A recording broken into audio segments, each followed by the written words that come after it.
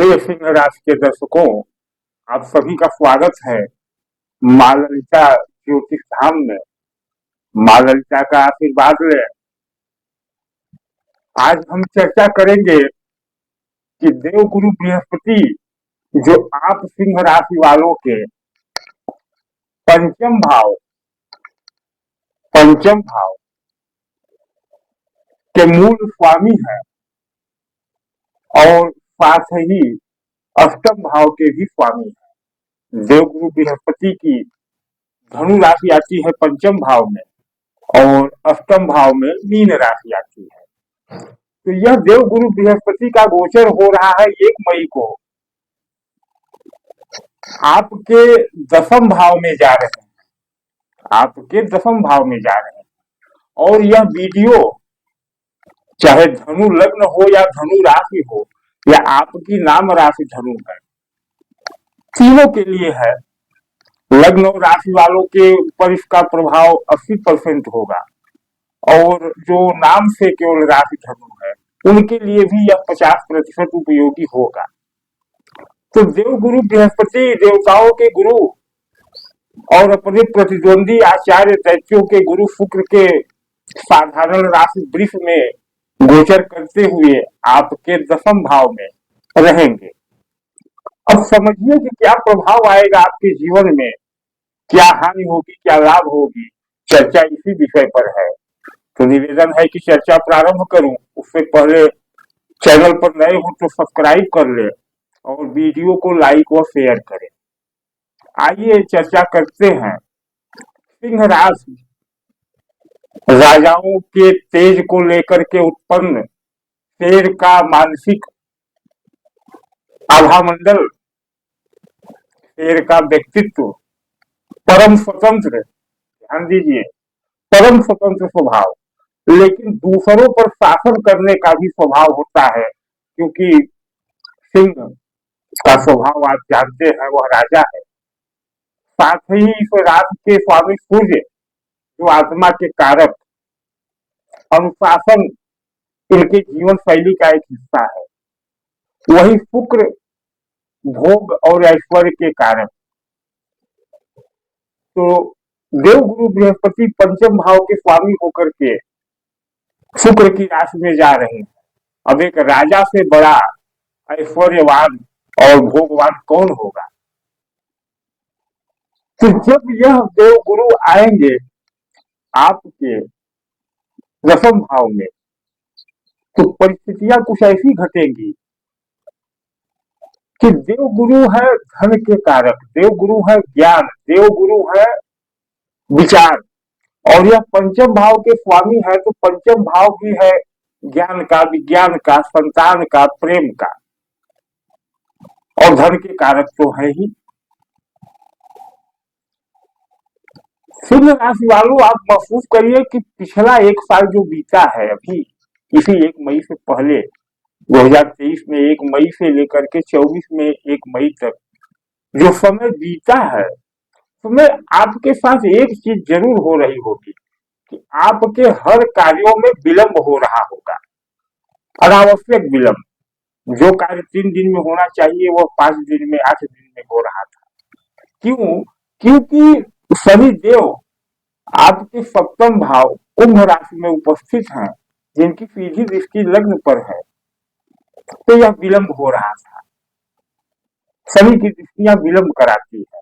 साथ ही आपको कुछ न कुछ मानसिक पीड़ा तो मिल ही रही थी और अभी तक देवगुरु बृहस्पति चूंकि आपके पंचम नवम भाव में थे तो इनकी पंचम दृष्टि लग्न पर थी या राशि पर थी और शनि की तीसरी दृष्टि बृहस्पति पर थी। तो कहीं न कहीं बृहस्पति भी पीड़ित हो रहे थे, यानी आपका ज्ञान भाव पीड़ित हो रहा था, ज्ञान भाव का स्वामी पीड़ित हो रहा था। तो आपके अंदर थोड़ा सा वैचारिक शून्यता, मतलब दिमाग का सही निर्णय न ले पाना, यह जरूर रहा होगा। अब क्या होगा? तो अब यह होगा कि आपके कार्य क्षेत्र में देवगुरु बृहस्पति विकास तो कराएंगे। क्यों? क्योंकि यह धन के कारक है देवगुरु बृहस्पति और पंचम भाव और अष्टम भाव के स्वामी है। अष्टम भाव गुप्त ज्ञान का भाव होता है, अचानक घटने वाली घटनाओं का भाव होता है और पंचम भाव ज्ञान का भाव है। तो होगा यह कि कोई ऐसा मिलेगा आपको, क्योंकि देवगुरु बृहस्पति गुरु है और गुरु की ही राशि में जा रहे हैं, तो कोई ऐसा मिलेगा आपको जो आपके कार्यों में धन भी लगा सकता है और आपके व्यवसाय में अपना दिमाग भी लगा सकता है। धन यह आपके साथ होगा। लेकिन यहाँ दो बातें ध्यान करने योग्य है, अगर इन दो बातों को आप नहीं समझे तो हानि हो सकती है। क्यों? क्योंकि अगर बृहस्पति ही पीड़ित रहे आपकी कुंडली में, ध्यान दीजिए, पंचम भाव और अष्टम भाव के स्वामी बृहस्पति ही अगर पीड़ित रहे आपकी कुंडली में, तो घटना तो यही घटेगी कि कोई न कोई आपको मंत्र देगा, विचार देगा, कार्यों के प्रति कोई निर्देश देगा, या किसी से आप प्रभावित होकर के अपने कार्यों में कुछ फेर बदल कर लेंगे। और अगर देवगुरु पीड़ित है तो वहां हानि हो जाएगी। क्यों? क्योंकि देवगुरु की यहाँ से दृष्टि, पंचम दृष्टि 1 2 3 4 5 आपके धन भाव पर पड़ेगी। तो अगर गुरु पॉजिटिव रहे तो कोई आएगा, आपको सहयोग देगा, आपको वैचारिक सहयोग देगा, आपका व्यवसाय बढ़ेगा और आपका धन संचय भी बढ़ेगा। लेकिन अगर बृहस्पति पीड़ित रहे तो यही उल्टा हो जाएगा। किसी के विचारों में आकर के प्रभावित हो करके आप अपने कुछ निर्णय ले लेंगे कार्य संबंधी और तब हानि हो जाएगी। तो एक तो यह सावधानी बरतनी है कि आपको बृहस्पति को देखना है अपनी कुंडली में कि किस स्थिति में है। पाप ग्रह से युक्त है, छठे, आठवें, 12वें में स्थित है, राहु केतु से दृष्ट है, शनि से दृष्ट है, यह देखना होगा और तद अनुसार गुरु की उस पीड़ा को दूर करनी होगी।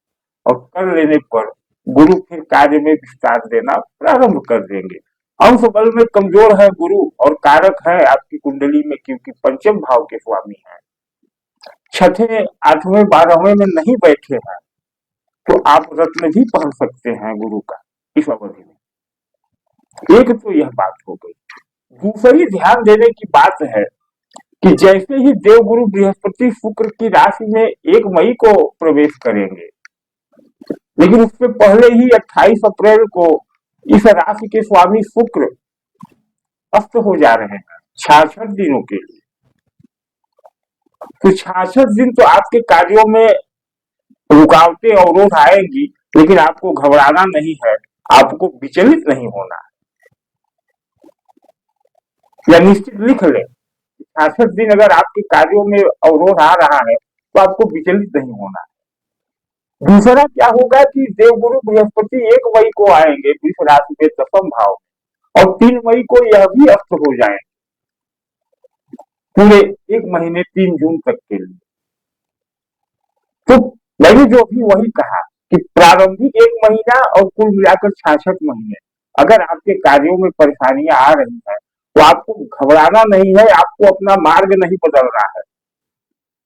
इतना अगर आपने कर लिया तो उसके बाद देवगुरु बृहस्पति चंद्रमा के नक्षत्र रोहिणी में प्रवेश कर जाएंगे, और रोहिणी में प्रवेश जब करेंगे तो चंद्रमा धनु राशि में क्या होता है कि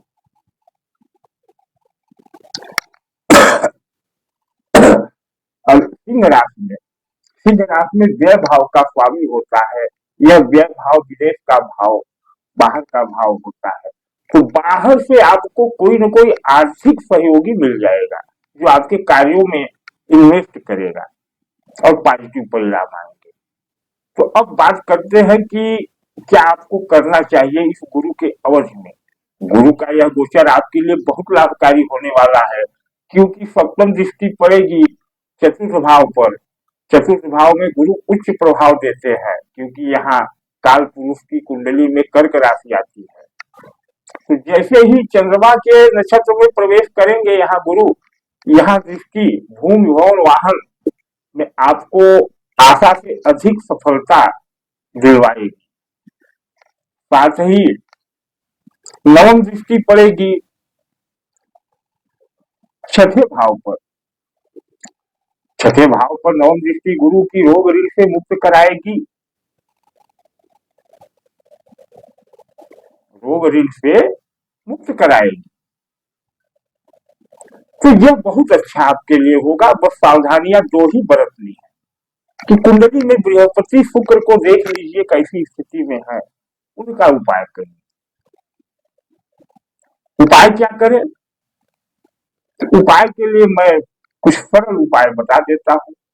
अगर बृहस्पति पीड़ित है तो प्रत्येक गुरुवार को मंदिर में जाएं, मंदिर में साफ सफाई करें, केले का दान करें, गरीब बच्चों को खिलाएं, गरीब बच्चों को कुछ शिक्षा में सहयोग कर दे। अगर आपकी हैसियत है, किसी को किताबें दे दे, कापी दे दे, पेन दे दे, जो आपकी हैसियत है। और वही अगर शुक्र पीड़ित है या शुक्र भी पीड़ित है तो केवल शुक्रवार को एक प्रयोग करें कि गरीब महिलाओं को, जो सुहागिन महिलाएं, उनको श्रृंगार की वस्तुएं दान किया करें अपनी हैसियत अनुसार। देखिए आपके जीवन में कितना परिवर्तन आता है। अब उसके बाद जो मैं सबसे बड़ा उपाय बताता हूँ, यह माँ ललिता का दरबार यहाँ इस मंगलवार से लाइव प्रति मंगलवार और शुक्रवार हवन का कार्यक्रम रहेगा सुबह 10 बजे के आसपास, जो लाइव होगा। इसमें आप जुड़े, अपनी नाम की आहुतियां भी दे सकते हैं, इससे भी आपको लाभ होगा। क्योंकि मंगल सर्वत्र मंगलकारी है, मंगल ऊर्जा है, मंगल की ऊर्जा से ही शुक्र यानी ऐश्वर्य की उत्पत्ति होती है। तो दोनों दिन यह कार्यक्रम चलेगा। उसके साथ आप अगर इससे आगे लाभ लेना चाहते हैं तो यह स्थान पे अपनी कुंडली स्थापित कराएं। कुंडली स्थापित कराने की विधियों का मैं पिछले कई वीडियो में चर्चा कर चुका हूँ। यहाँ अगर आप अपनी कुंडली स्थापित कराते हैं, आपके कुंडली के समस्त दोषों का शमन होता रहेगा, क्योंकि यहाँ दैनिक पूजा तो होती है कुंडलियों की माँ ललिता के दरबार में, और जिसका मंगल और शुक्रवार को लाभ आपको लाइव दिखाया जाएगा। कुंडली स्थापित कराने पर आपको एक यंत्र भी दिया जाएगा जो माँ ललिता का कवच है। इस कवच से आपको सारी सुख सुविधाएं और सारी बाधाओं में आराम मिलेगा। तो बृहस्पति का इस गोचर का आनंद ले, लेकिन जो मैंने सावधानियां बताई उन सावधानियों के साथ अगर आगे बढ़ेंगे तो आपको बड़ा लाभ होगा।